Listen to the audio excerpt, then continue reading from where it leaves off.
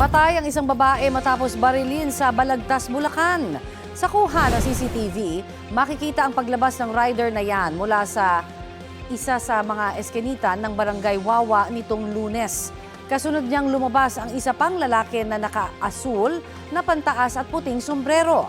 Ayon sa pulisya, ang rider na si alias Teteng ang nagsilbing lookout habang ang lalaking naka-asul na si alias Jadi ang gunman. Hindi na nakita ang aktwal na krimen at binaril po sa ulo ang 28 anyos na biktima.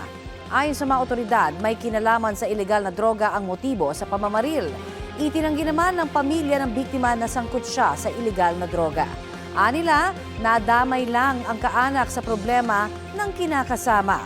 Nahuli kalaunan si alias Teteng at ang umano'y mastermind na si alias Unyok.